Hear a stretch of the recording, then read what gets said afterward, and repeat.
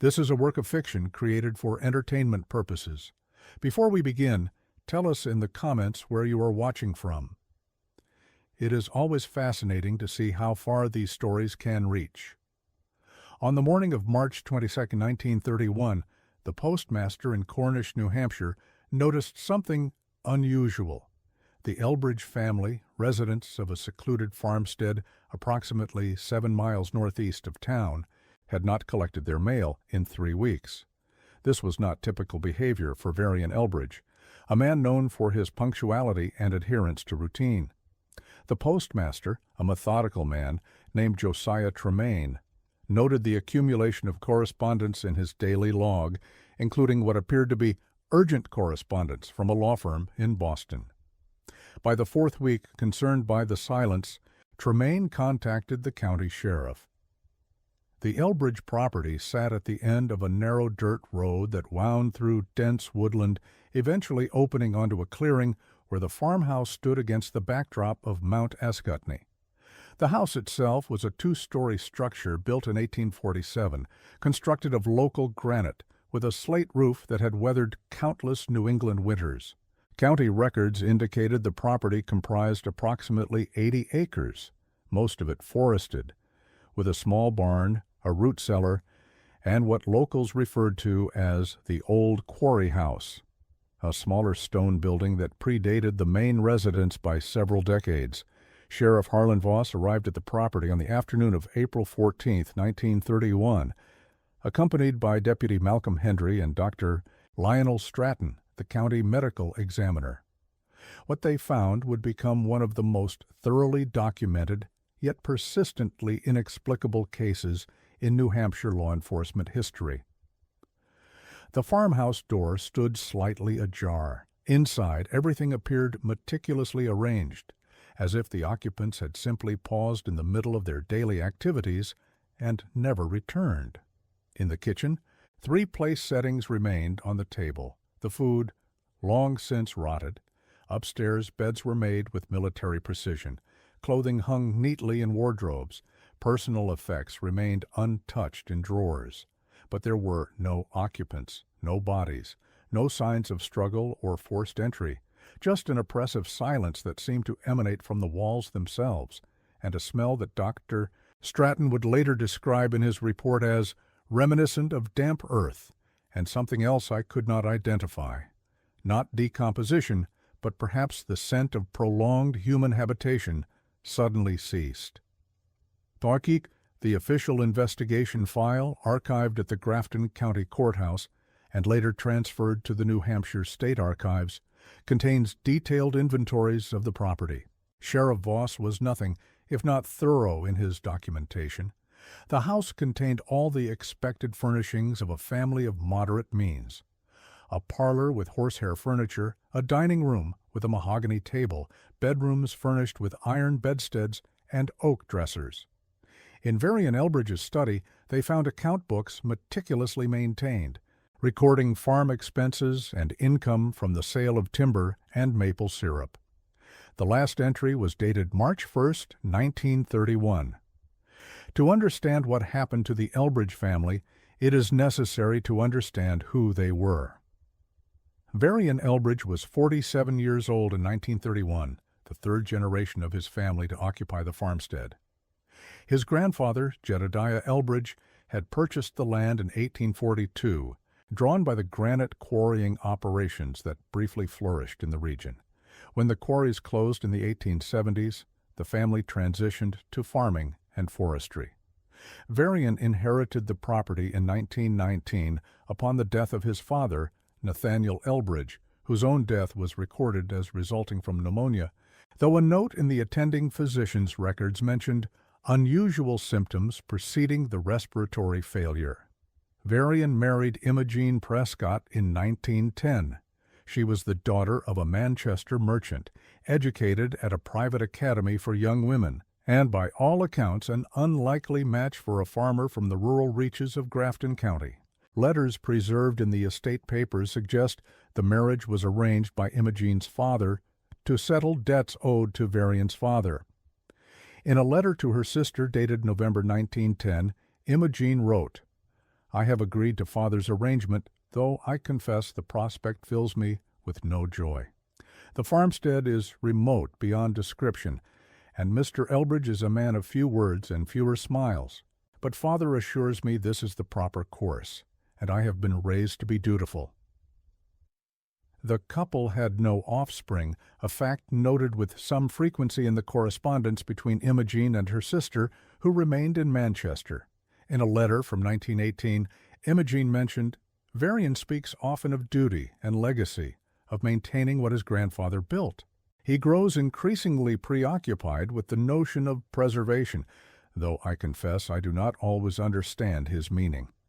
He has taken to spending considerable time in the old quarry house, which he has converted into what he calls his archive.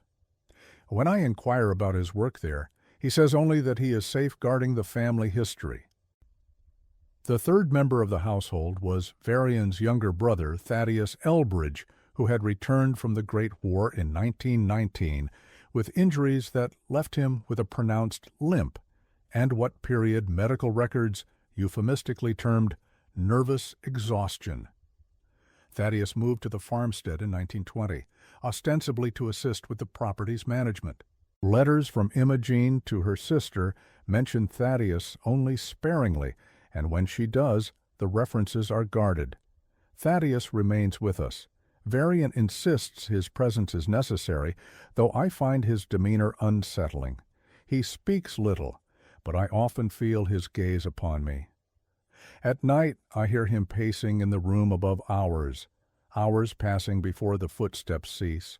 According to census records and tax assessments, these three individuals comprised the entirety of the household. They employed no live-in servants, though a woman from town, one Harriet Cullen, came twice weekly to assist with laundry and heavy cleaning. It was Mrs.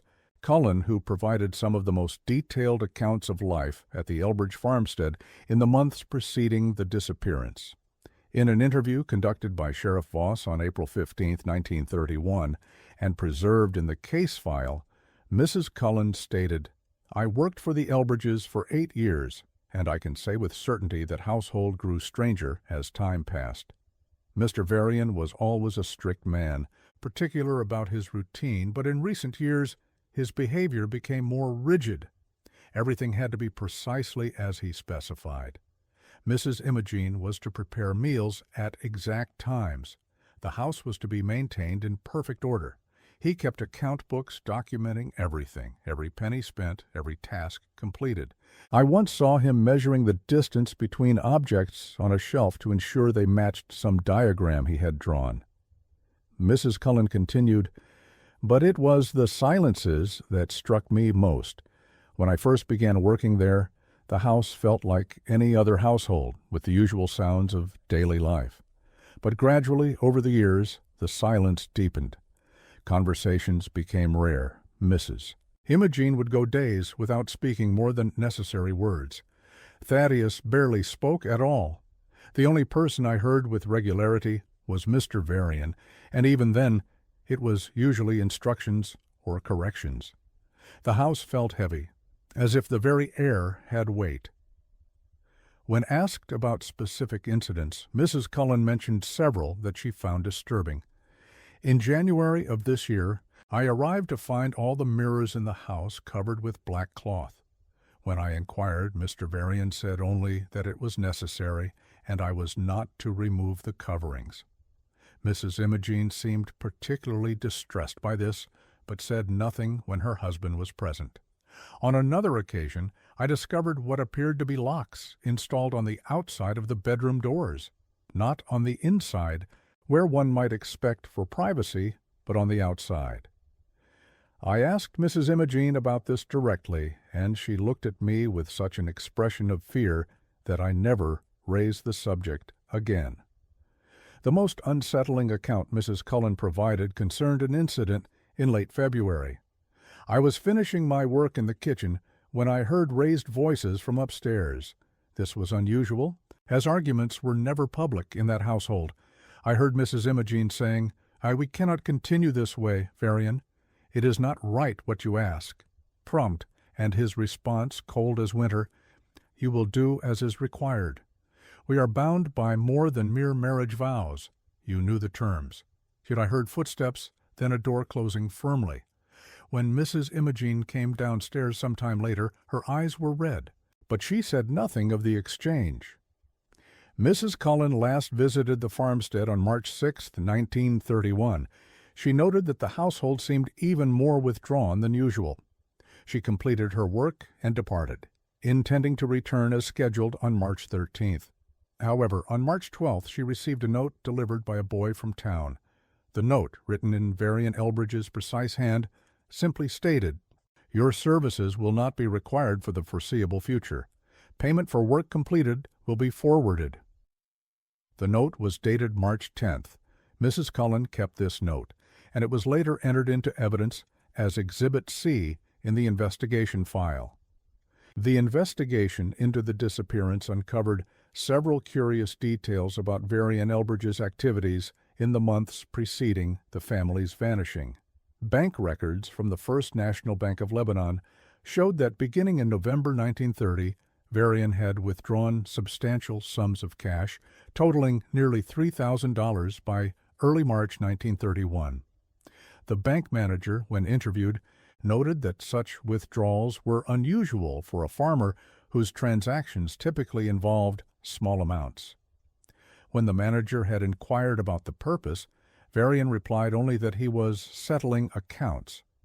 More intriguing were records discovered at the county courthouse indicating that in December 1930, Varian had filed a petition to have the old quarry house officially designated as a separate structure on the property deed, with specific provisions that it was to remain sealed and undisturbed in perpetuity. The petition was denied as legally unenforceable, but the very attempt raised questions. What was in the quarry house that Varian wished to preserve in such an absolute manner? When Sheriff Voss and his team examined the quarry house on April 14th, they found it secured with a new padlock. Upon forcing entry, they discovered a single large room that had been converted into what could only be described as an archive or study. The walls were lined with shelves containing bound ledgers, journals, and collections of documents. A large table dominated the center of the room, its surface covered with papers, photographs, and what appeared to be genealogical charts. There was also a cot in one corner, indicating someone had spent considerable time there. The documents found in the quarry house would occupy investigators for months. The ledgers dated back to 1842, maintained by successive generations of Elbridges, recording not just financial matters but detailed observations about the property, the land, and what Jedediah Elbridge referred to as the responsibility of stewardship. C'est femme. One entry from 1844 read, "The land demands acknowledgment. What was here before us remains in some fashion. We must maintain the agreement lest the foundation itself be forfeit." This cryptic reference to an agreement appeared repeatedly throughout the decades of journals. Varian's own entries, which dominated the more recent volumes, became increasingly obsessive. He documented daily rituals, measurements of the property boundaries, and extensive notes about maintaining what he called the equilibrium. In an entry from October 1930, he wrote, "The terms must be met precisely as specified. I have reviewed the documents left by grandfather, and there can be no deviation. The others must understand." Imogen resists, but resistance is futile. Thaddeus comprehends, though he fears. Fear is irrelevant when duty is absolute. Among the documents was a letter, never sent, addressed to Imogen's sister in Manchester, written in Varian's hand. Dated February 20th, 1931, it read, "Should inquiry be made regarding our household, know that all actions taken were necessary and correct. The Elbridge legacy demands sacrifice, and that sacrifice has been made willingly by those who understand the covenant. Imogen will come to acceptance in time. Thaddeus has already submitted. I am merely the instrument of something far older than myself. Euphoririma." The investigation also uncovered correspondence between Varian and a Boston law firm, Cavendish and Holt, regarding the establishment of a trust. The lawyers confirmed that Varian had contacted them in January 1931, seeking to establish an irrevocable trust that would maintain the property in perpetuity, with specific instructions that neither the farmhouse nor the quarry house were ever to be altered or demolished. The trust was never finalized, however, as Varian had failed to appear for the final signing scheduled for March 20th, 1931. Of particular interest to investigators was a series of photographs found in the quarry house. The images, apparently taken by Varian himself using a box camera, documented various locations on the property, the foundation stones of the farmhouse, specific trees marked with notches, the entrance to the root cellar, and the interior of the quarry house itself. But what drew attention was a sequence of photographs that appeared to show the same scene, the rear wall of the root cellar, taken at intervals over several months. In each successive image, the wall appeared to show increasing signs of moisture seepage, and in the final photographs the stones seemed to have shifted, creating a narrow gap. The root cellar was located behind the farmhouse, accessed by a slanted wooden door set into the ground at a 45-degree angle. Sheriff Voss and his team descended into the cellar on April 15th. The space was approximately 12 feet square, with walls of stacked granite and a hard-packed dirt floor. The air inside was cold and damp, with that same unusual smell Dr. Stratton had noted in the house. The rear wall, as documented in Varian's photographs, did indeed show evidence of stone displacement. Using lanterns, the investigators examined the gap but could see nothing beyond it except darkness. Deputy Hendry suggested widening the gap to investigate further. Using tools from the barn, they removed several stones, creating an opening large enough for a man to pass through. What they discovered beyond the wall was documented in Sheriff Voss's official report, though the description remained somewhat vague. Beyond the root cellar wall, we discovered a natural cavity in the bedrock, extending back approximately 20 feet. The floor of this cavity was earth, and the walls were unworked stone. The space appeared to have been known to the property owners, as evidenced by marks on the walls that suggested deliberate concealment work at some point in the past. The cavity was empty of any contents, though the earth floor showed signs of recent disturbance. The report does not elaborate on what recent disturbance meant, but Dr. Stratton's separate notes, found in his personal papers after his death in 1956, provide more detail. The earth in the cavity had been excavated and then refilled. This much was evident from the layering visible in the lantern light. The refilled earth was darker and looser than the surrounding soil. I suggested to Sheriff Voss that we excavate, but he was reluctant without proper legal authorization.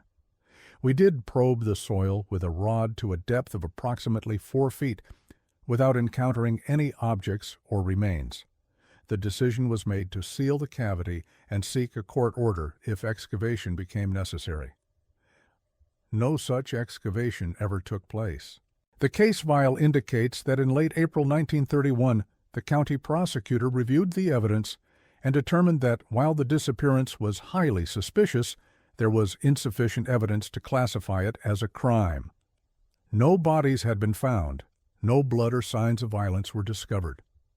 The possibility remained that the Elbridge family had simply abandoned their home for reasons unknown.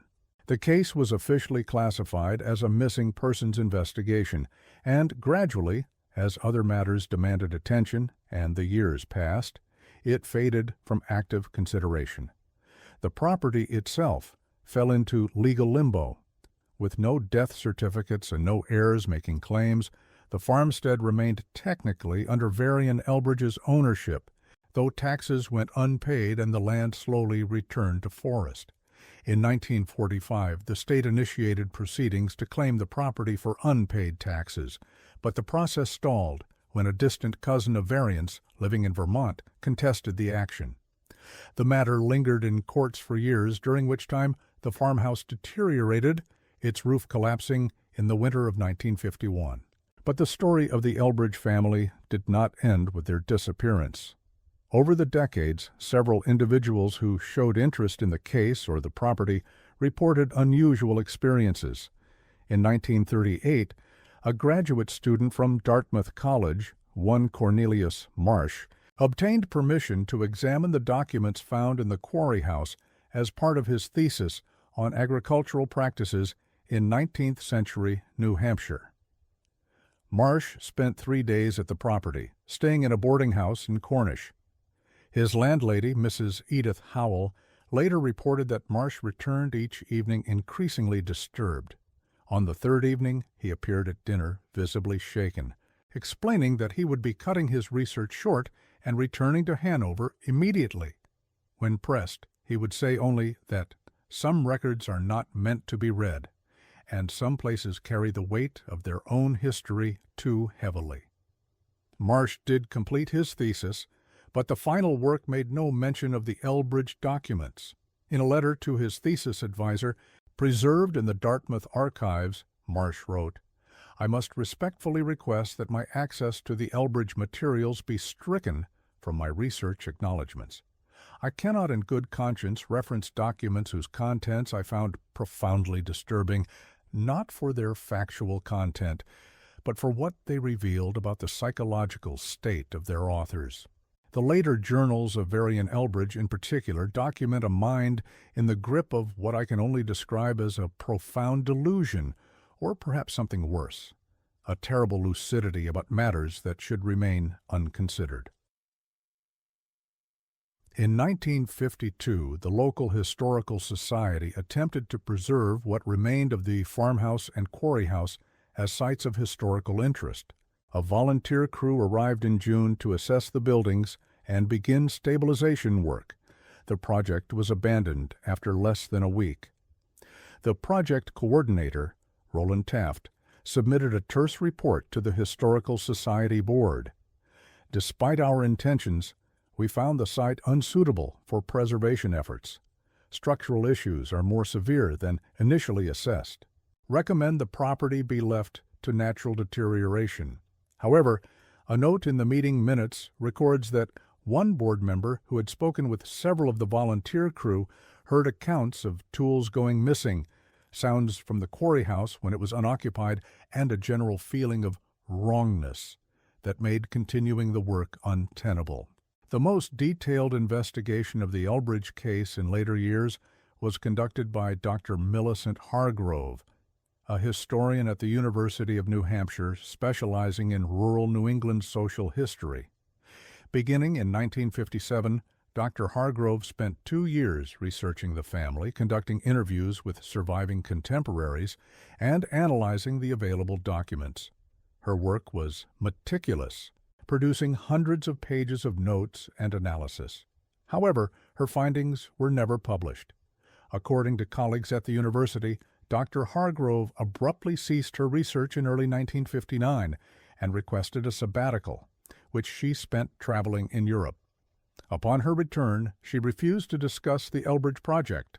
A letter found in Dr. Hargrove's personal effects after her death in 1968 provides some insight into her decision.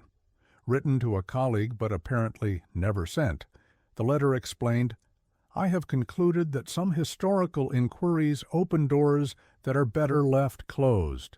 My research into the Elbridge family revealed patterns that extend far beyond a single disappearance in 1931. I traced the family history back to Jedediah's arrival in New Hampshire in 1842, and what I discovered suggests that the events of 1931 were not an aberration but a culmination. The documents kept by successive generations of Elbridges reveal a family bound by what they perceived as an inescapable obligation, one that demanded increasing costs with each generation. Whether this obligation was real or delusional is perhaps beside the point. What matters is that they believed in it absolutely, and that belief shaped every decision they made. I cannot in good conscience publish work that might encourage others to investigate further.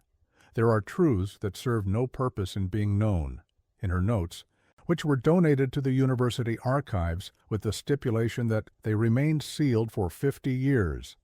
Dr. Hargrove documented disturbing patterns in the Elbridge family history. Every generation of Elbridges who owned the property experienced unexplained deaths or disappearances. Jedediah's wife vanished in 1858. The official explanation was that she had left her husband and returned east. But no records of her life after that date could be found.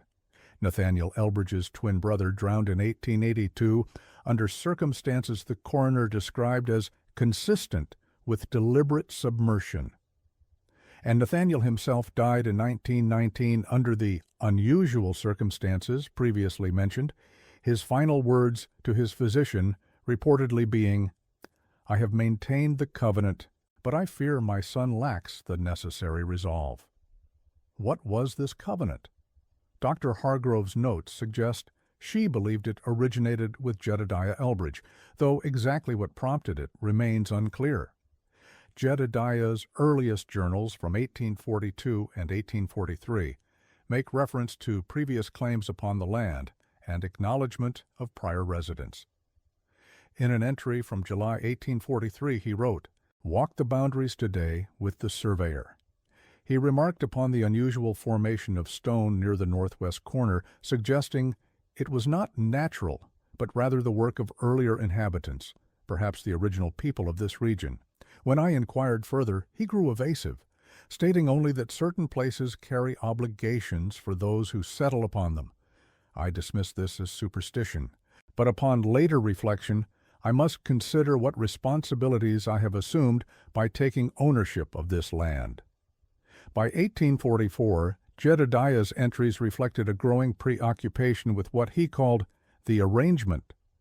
He wrote, "I have come to understand that mere legal ownership conveys rights, but also demands duties. The land has memory, and that memory must be respected. There are practices I must observe, rituals of acknowledgement, if harmony is to be maintained.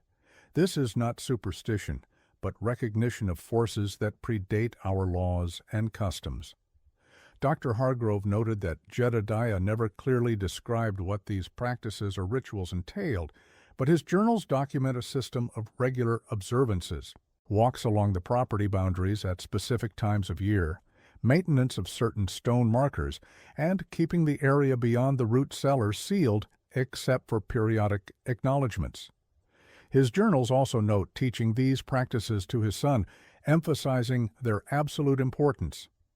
"I have instructed Nathaniel in the necessary observances. He is young yet, and questions the purpose.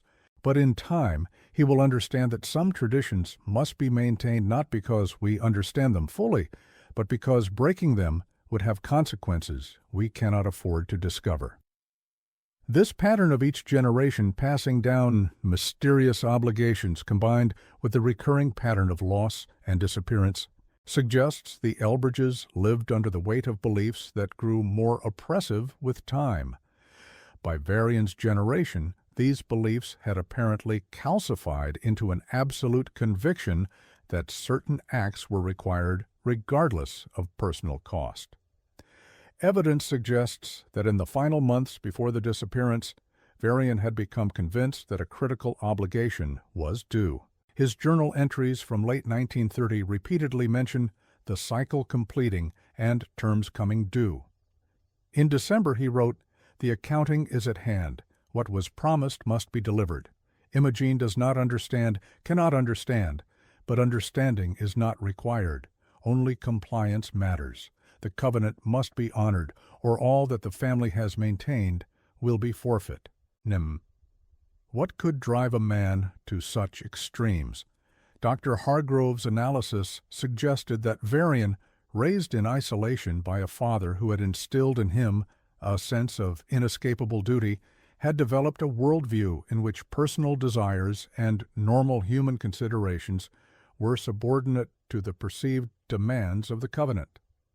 Letters between Varian and his father preserved in the archive show Nathaniel repeatedly emphasizing to his son, You are not merely a man living on land. You are a steward of something older.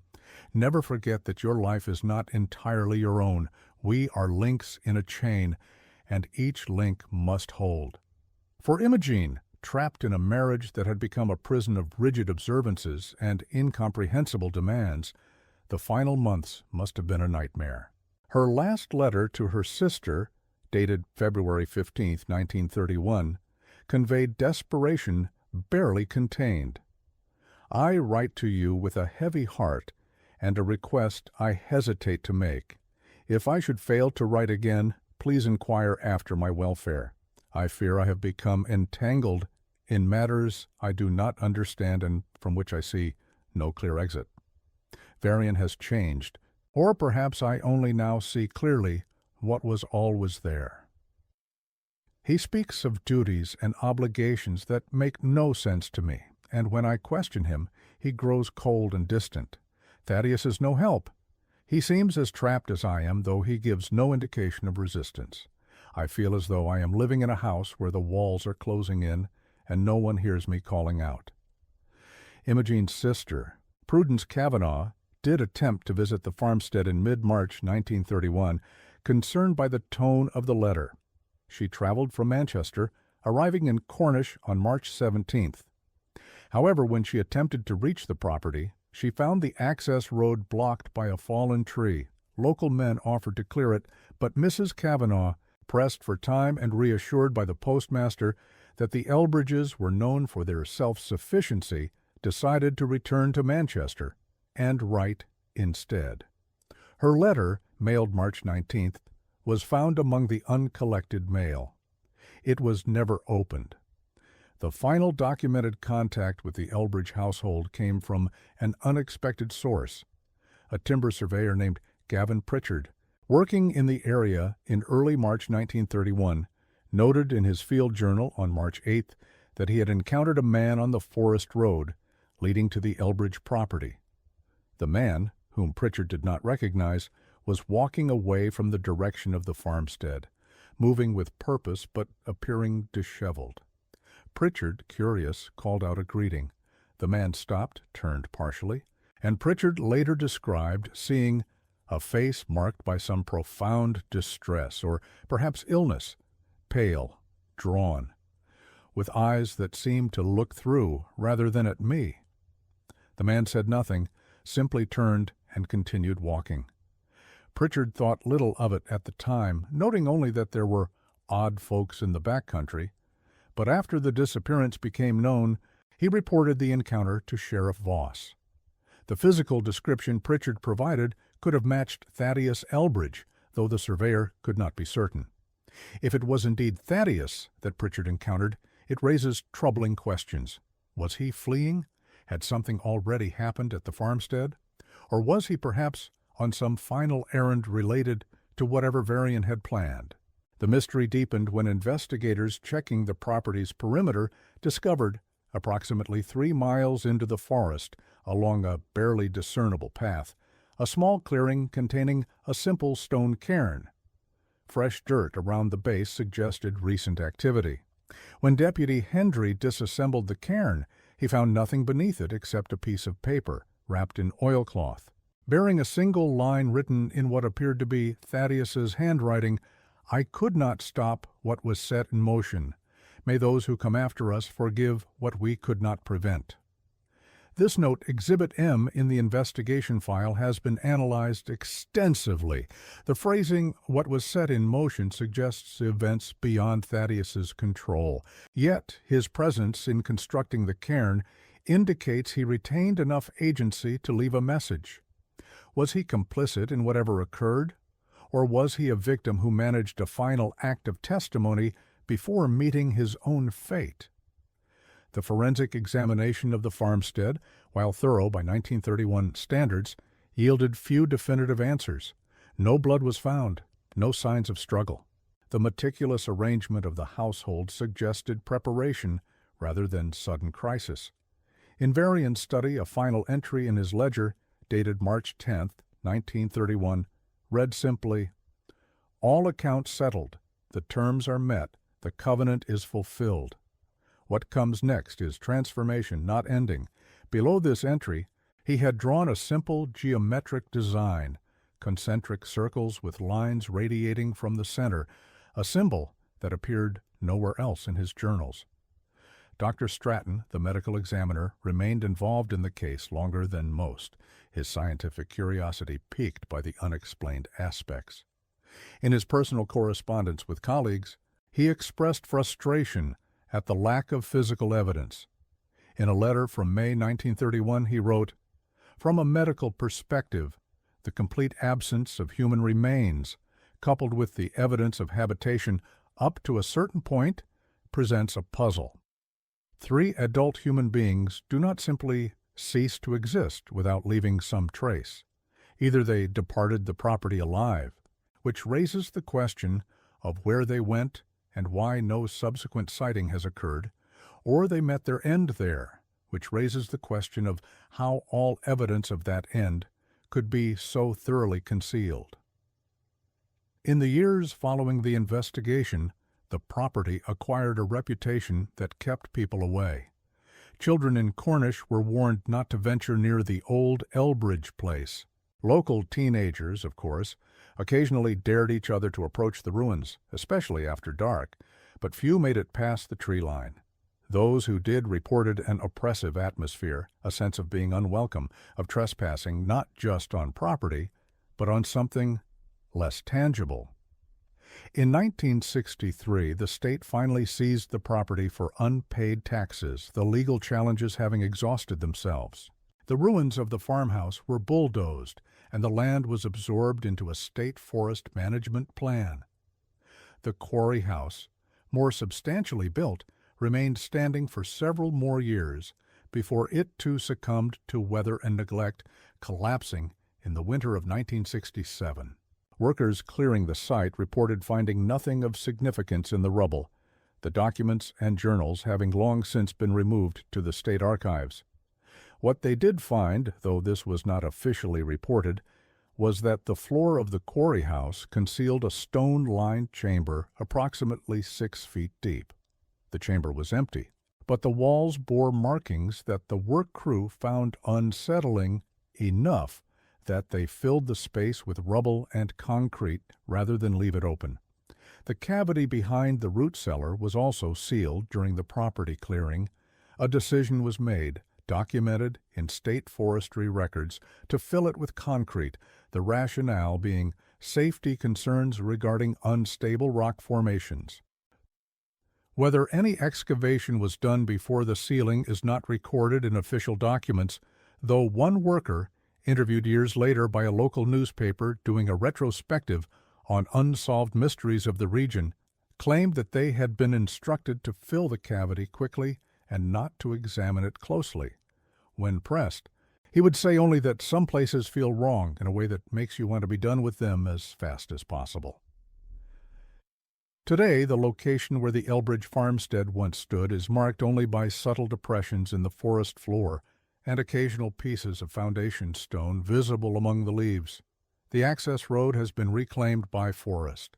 A hiker unaware of the history would pass through the area without recognizing that a family once lived there, that lives were lived and then erased from the land, but perhaps not entirely erased. Park rangers working the state forest have occasionally noted in their logs unusual observations regarding the area. Compass readings that seem inconsistent. An absence of wildlife in a specific zone around the old farmstead site. Hikers reporting a sense of disorientation, of paths seeming different on the return than on the approach. These reports are sporadic and easily attributed to natural causes, magnetic anomalies in the bedrock, the density of the forest, simple human error. They are not investigated, merely noted, and the forest continues its work of concealing what once was. In 1964, a researcher from the New Hampshire Historical Society attempted to compile a comprehensive history of disappeared communities and homesteads in the state. The Elbridge case was to be included as a notable example. However, when the researcher, a young man named Oliver Wainwright visited the archives to review the case file. He found that several key documents had been removed. Sheriff Voss's complete report was there, as were most of the exhibits, but the journals from the Quarry House, specifically those written by Varian in the years 1929 to 1931, were missing. The archive clerk could provide no explanation, noting only that the documents had been checked out in 1959 by Dr. Hargrove and never returned. Attempts to contact Dr. Hargrove at the time proved fruitless, as she was on sabbatical. The documents were never recovered. Wainwright did manage to interview one of the surviving deputies who had participated in the 1931 investigation. Malcolm Hendry, retired and living in Laconia, agreed to speak about the case, though he was 81 years old and his memories had faded.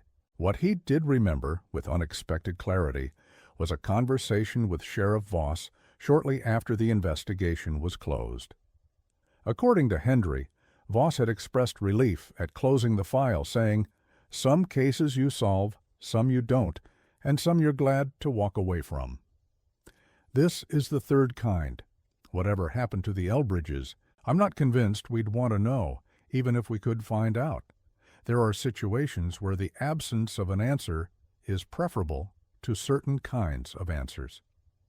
When Wainwright pressed Hendry on what Voss might have meant, the old deputy grew uncomfortable. Finally, he said, "There were things we found in that property that we didn't put in the official report. Nothing illegal exactly, but troubling. The way that house was arranged, it was like living in a carefully constructed prison. Everything measured, everything documented, everything controlled.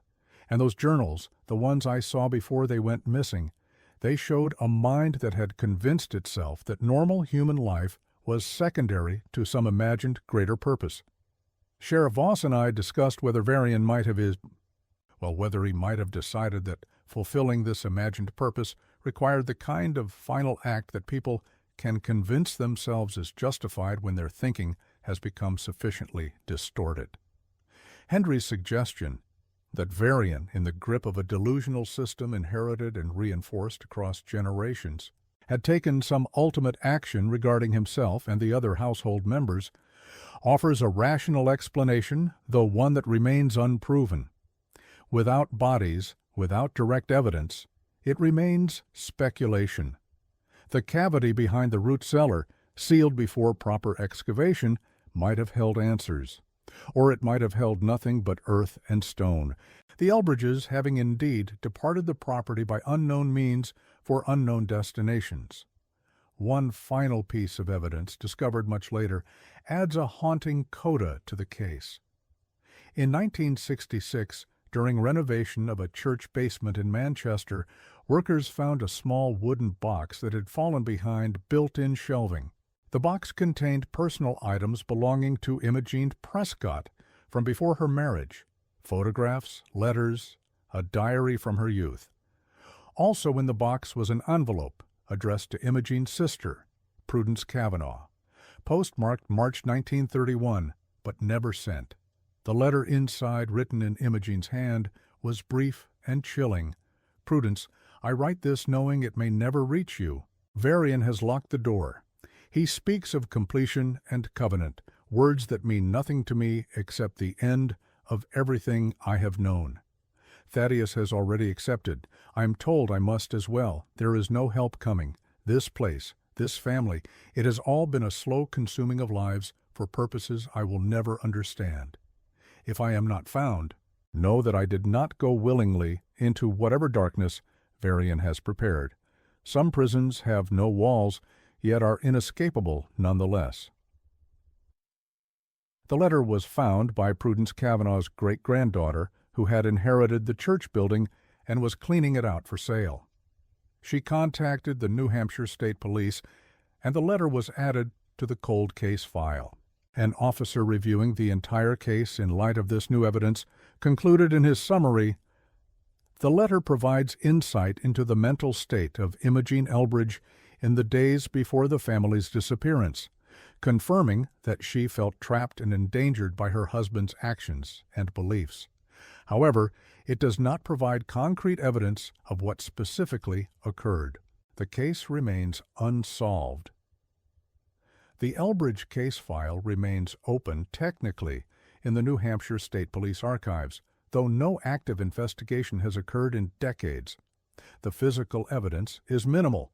The property long since cleared, the documents incomplete, the witnesses long deceased. What remains is a documented example of how belief systems, when reinforced across generations and combined with isolation and psychological rigidity, can lead to outcomes that defy simple explanation. Dr. Hargrove, in one of her final notes before abandoning her research, wrote, "The question is not really what happened to the Elbridges. The question is, what happens when human beings become so convinced of their obligation to something beyond themselves that they cease to recognize their own humanity and the humanity of those around them." The Elbridges lived for generations under the weight of what they believed was an inescapable responsibility. Whether that responsibility was real or imagined matters less than the fact that they structured their entire existence around it. In doing so, they created a kind of closed system, a self-sustaining delusion that grew more absolute with each generation.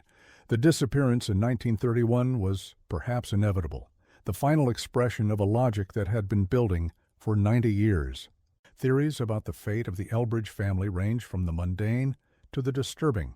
Some suggest they simply walked away from their property and began new lives elsewhere under assumed names, though this fails to account for their failure to access any financial accounts or contact any relations.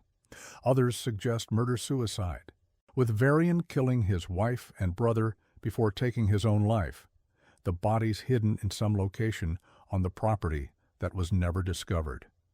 This theory gained some support from the evidence of Varian's deteriorating mental state and his obsession with fulfilling obligations, but lacks physical proof. A third theory, less discussed but present in some of the investigative notes, suggests that the family might have fallen victim to an outside party, perhaps someone aware of Varian's cash withdrawals or someone with a grudge against the family. However, the lack of signs of struggle, the orderly state of the house, and the absence of any evidence of theft argue against this. The most disturbing theory, barely articulated even by those who considered it, is that Varian, believing he needed to perform some final act to fulfill the covenant, did so with the participation, or at least passive acceptance, of the other family members, and that the cavity behind the root cellar served a purpose that no one has wanted to examine too closely. In the end, what can be said with certainty is limited. The Elbridge family occupied a property in rural New Hampshire for 3 generations. Each generation experienced losses and tragedies. The final generation disappeared without explanation in March 1931, leaving behind a carefully arranged home and fragmentary documents, suggesting profound psychological disturbance centered on beliefs about obligations to something never clearly defined. The property, after decades of legal limbo and gradual decay, has been absorbed back into the forest. The story has faded into local lore, occasionally retold, but increasingly forgotten as those with any connection to the events pass away. Yet the case files remain. The archived documents preserve the voices of Jedediah, Nathaniel, and Varian Elbridge, each struggling with what they perceived as an inherited burden.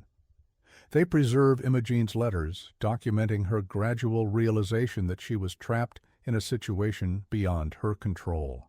They preserve the observations of those who investigated the disappearance, their frustration at finding so many pieces of a puzzle that refused to form a complete picture.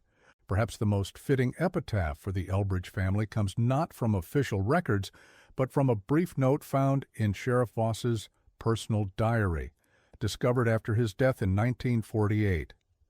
The entry, dated April 20, 1931, reads, "Closed the Elbridge case today, officially at least. Cannot help but feel we have only documented a mystery, not solved it. Spoke with the priest in Cornish about the family. He said they attended church irregularly, were polite but distant. He mentioned that Varian once asked him whether faith in God could conflict with other obligations, and what a man should do when torn between divine law and what he described as older claims. The priest advised devotion to Christian duty above all else. Varian thanked him and never raised the subject again. Walking away from that property, I felt something I have rarely experienced in my career: relief at leaving a place behind, and a conviction that some questions are dangerous to pursue. The Elbridges believed they were bound by something.